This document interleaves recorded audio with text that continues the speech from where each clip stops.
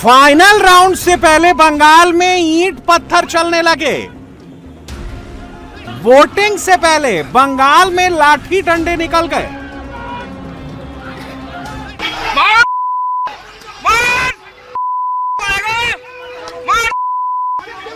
बंगाल पर कब्जे की लड़ाई में खोपड़ी फूटने लगी। জুতো ছুঁড়ে মারছে আমাদের পার্টি অফিসে, সেই বিরোধিতা করতে গিয়ে অমল হালদারকে আজকে রক্ষার্থ टीएमसी के एक एक वर्कर के घर से 100 देसी बम निकलने लगे।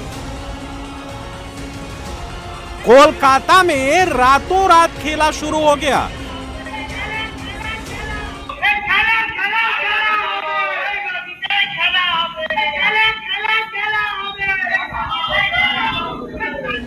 बंगाली हिंदुओं के मोहल्ले में अचानक नया हल्ला मच गया। खेला होबे।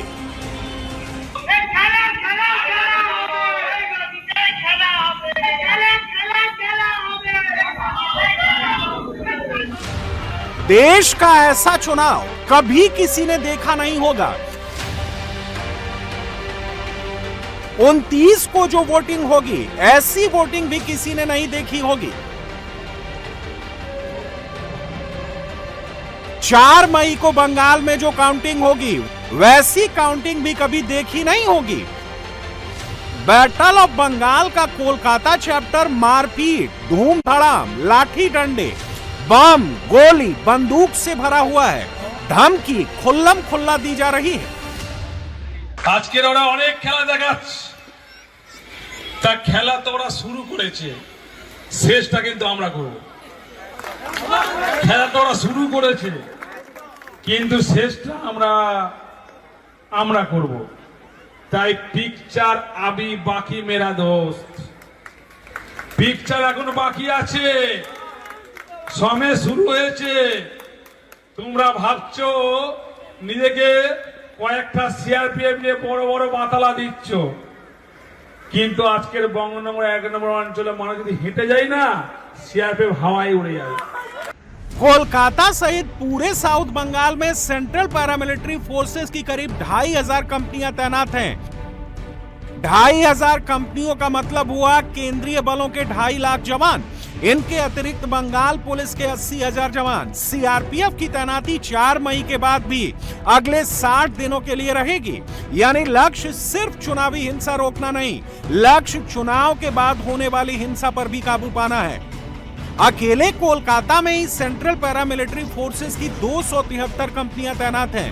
पैरामिलिट्री फोर्सेस के अलावा एनआईए के बम स्क्वाड को भी साउथ बंगाल में जगह जगह तैनात किया गया है, ताकि अगर कहीं बम और विस्फोटक मिले तो उनको तुरंत डिस्पोज किया जा सके। ममता की पार्टी को सीआरपीएफ की तैनाती से भारी दिक्कत हो रही है।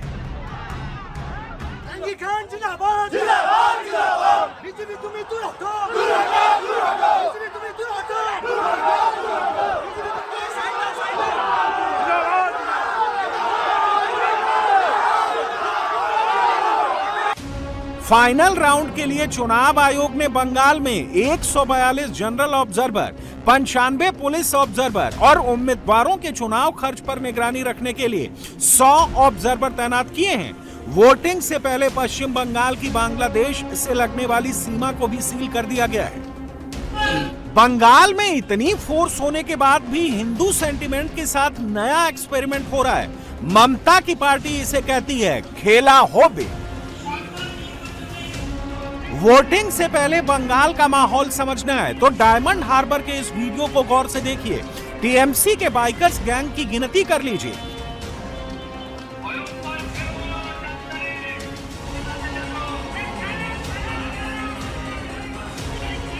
आधी रात के वक्त हिंदू मोहल्ले में 11 बाइकों पर 22 से ज्यादा गुंडे खेला होबे और जय बांग्ला बोलते बोलते निकले तो समझ लीजिए कि ममता की पार्टी क्या चाहती है।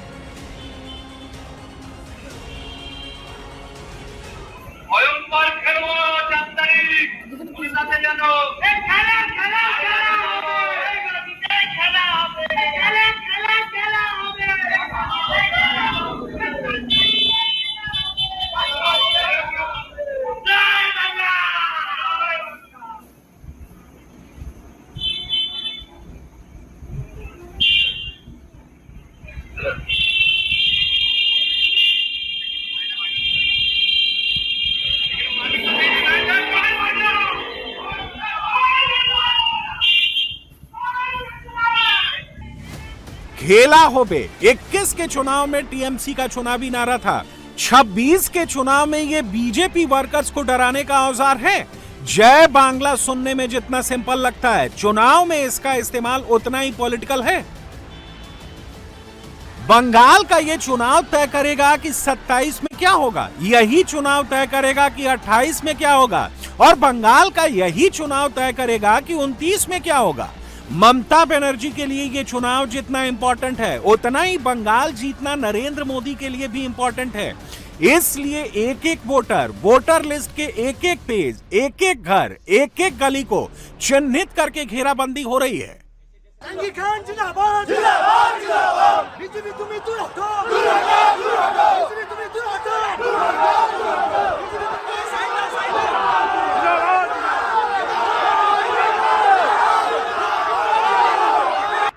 बंगाल चुनाव के दूसरे और फाइनल राउंड में ही भवानीपुर का संग्राम होने वाला है, जहां ममता और शुवेंदु की टक्कर हो रही है। 21 के चुनाव में ममता नंदीग्राम हारी थी, लेकिन बंगाल जीत लिया था। नंदीग्राम शुवेंदु का घर था। ममता शुवेंदु को चैलेंज करने नंदीग्राम गई थी। भवानीपुर ममता का घर है। 26 के चुनाव में यहां ममता को चैलेंज करने शुवेंदु आए। ममता बनर्जी को बंगाल की पॉलिटिक्स में अपना रुतबा कायम रखना है, तो उनको बंगाल भी जीतना होगा और भवानीपुर भी जीतना होगा। ममता बनर्जी हाराटा शुधु समयेर अपेक्षा। शुभेंदु अधिकारी একদম 4 তারিখে লাস্ট মেশিন গোনা পর্যন্ত গণতন্ত্রে জনগণ জনতা হচ্ছে জনার্দন, জেগে গেছে জনতা, ভোট পাবে না মমতা। এটা ক্লিয়ার মেসেজ। মানুষ পরিবর্তনের পক্ষে, মানুষ কাল সকাল থেকে 6টা থেকে লাইন দেবে, ব্রেকফাস্ট পরে করবে, আগে ভোট দেবে। ममता बनर्जी एकदम ग्राउंड पर उतर चुकी हैं। चुनाव प्रचार खत्म होने के बाद भी सब्जी खरीदने के बहाने ममता वोटर्स तक पहुंच रही हैं। मोदी ने भी मैदान नहीं छोड़ा है। बंगाल जीतने के लिए मोदी फुटबॉल खेल रहे हैं।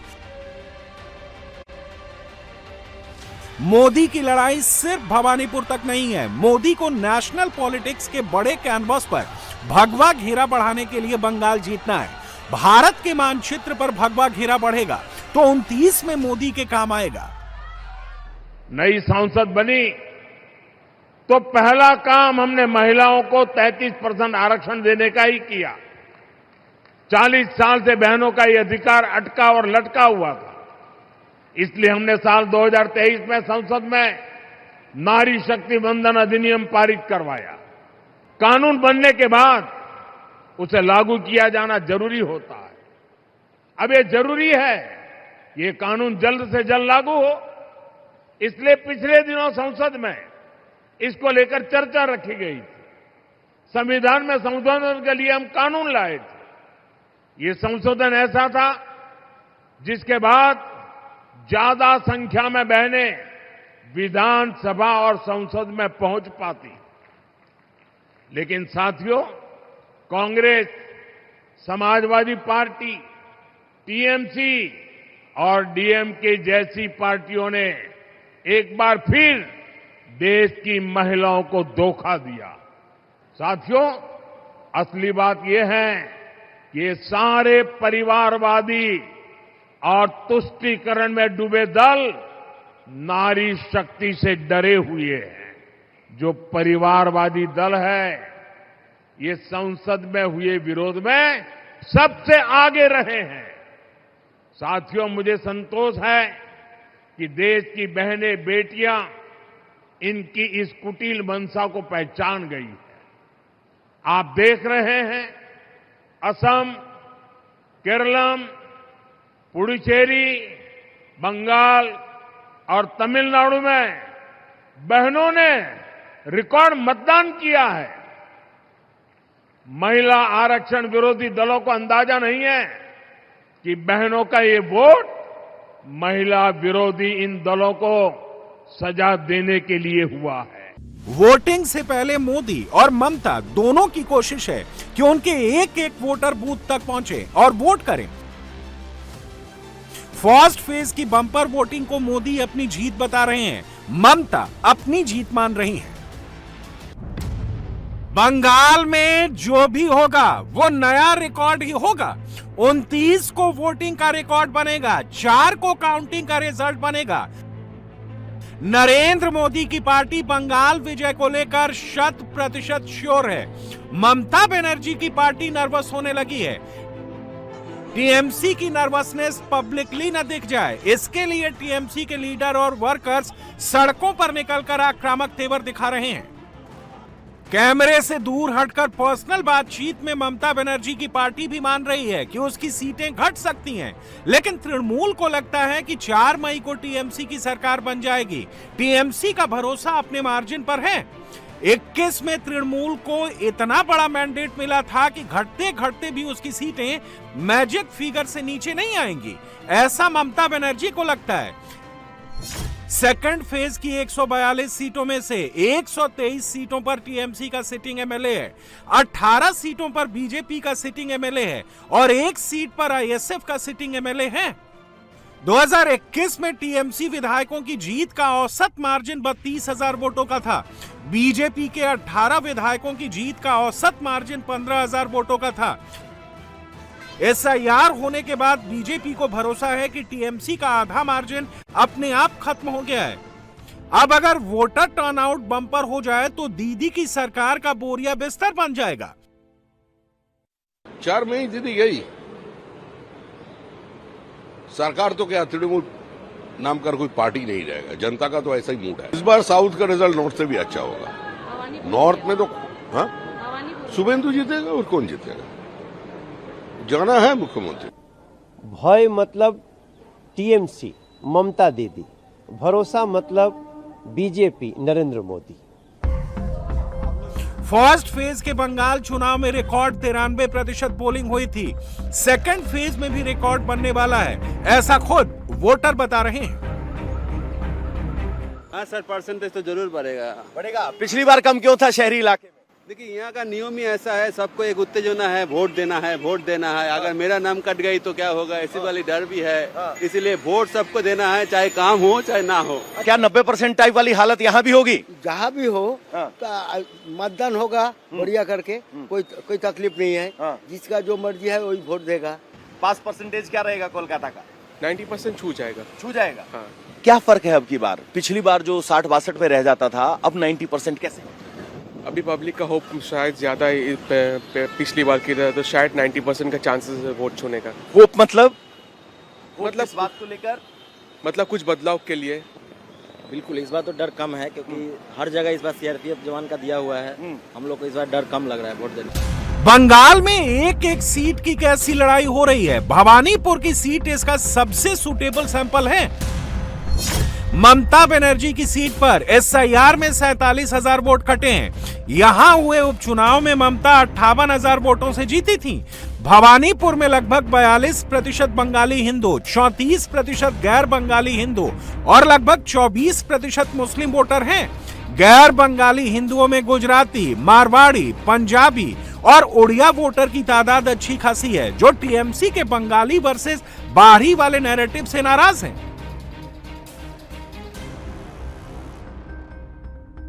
मैसेज तो क्लियर है, पीपल आर वांटिंग चेंज। माहौल फिर अब आपको किसका टाइट दिख रहा है ये बताइए। माहौल तो दिन नेक टू नेक है दोनों। पब्लिक को चाहता है कि भाई डेवलपमेंट। देखिए सब लोग मतलब पलटाना दौड़ कर सब लोग बोल रहे हैं और होना भी चाहिए। कल सुबह होगा अच्छा सवेरा, और कुछ नहीं बोलना। वोट डालने निकलेंगे, वोट डालने निकलेंगे सब लोग। वो एकदम कल सुबह में अच्छा सवेरा होगा। That's all. माहौल किसका जबरदस्त दिख रहा है और क्या होने वाला है बंगाल? परिवर्तन ही संसार का नियम है। बंगाल चुनाव पर पूरे देश की नजर है। अखिलेश 2027 के यूपी चुनाव के नजरिए से बंगाल चुनाव को देख रहे हैं। अरविंद केजरीवाल 2027 के पंजाब और गुजरात चुनाव के नजरिए से बंगाल को देख रहे हैं। राहुल गांधी 2029 के नजरिए से बंगाल पर टकटकी लगाए हुए हैं।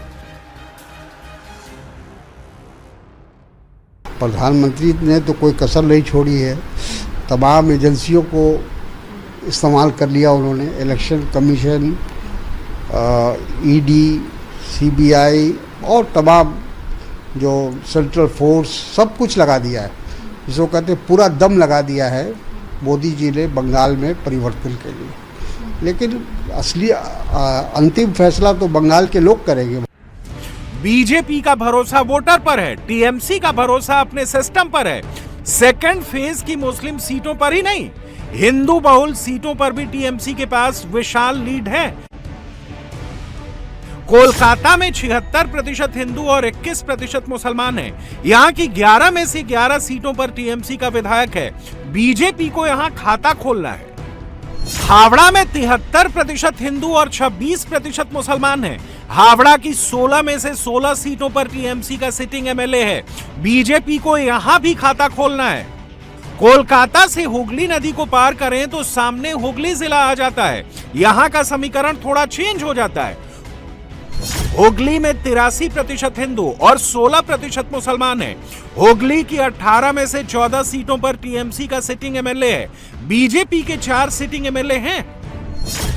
नॉर्थ 24 परगना में 73% हिंदू और 26% मुसलमान हैं। यहां की 33 सीटों में से 28 सीटों पर टीएमसी का सिटिंग एमएलए है। बीजेपी के पास 5 एमएलए हैं।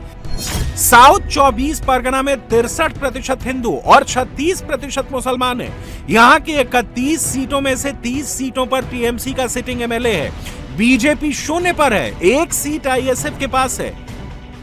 सब ठीक है, शांत है, प्रॉब्लम नहीं है। वोट डालने जाएंगे कल? हाँ, वो तो जाएंगे। माहौल ठीक ठाक है। अच्छा, वोट डालने जाओगे कल? हाँ बिल्कुल जाएंगे, क्यों नहीं जाएंगे। कोई डर या फिर भय नहीं है ना? और क्या लगता है, क्या इस बार वोटिंग जमकर होगा? हाँ, बराबर होगा। सेकंड चरण में और आखिरी चरण में क्या बम्पर वोटिंग होने जा रहा है? उम्मीद तो अच्छा होगा। अच्छा, क्या लगता है इस बार क्या वोटिंग बढ़िया होगा? हाँ, खुल के लोग वोट दे रहे हैं और लगता है एग्जिस्टिंग पार्टी आएगा। इस बार क्या आप खुलकर वोट करेंगे? महिलाएं खुलकर वोट करेंगे बंगाल के? हाँ हाँ, अब तो दीदी का ही राज होगा ना। अच्छा। इसी साउथ 24 परगना में डायमंड हार्बर पड़ता है, जहां से ममता बनर्जी के भतीजे अभिषेक बनर्जी एमपी हैं। उन्हीं अभिषेक बनर्जी का हेंचमैन जहांगीर खान सीआरपीएफ की फोर्स और चुनाव आयोग के ऑब्जर्वर को धमकी दे रहा है। শুধু আজকে নয়, 15 বছর ধরে বিজেপি আমাকে অনেক ধমকানোর চেষ্টা করেছে, আমার সহকর্মীদেরকে অনেক ধমকানোর চেষ্টা করেছে, কিন্তু কিছুই করতে পারিনি। আজও আমি এই মঞ্চ থেকে কথা দিয়ে যাচ্ছি, 2026-এ আমাদের বিজেপি কিছুই করতে পারবে না। দম আছে মুখেনি। আমি এখানে অনেক মঞ্চে বক্তব্য রেখেছিলাম, পুষ্পারাজ ঝুঁকে নেই।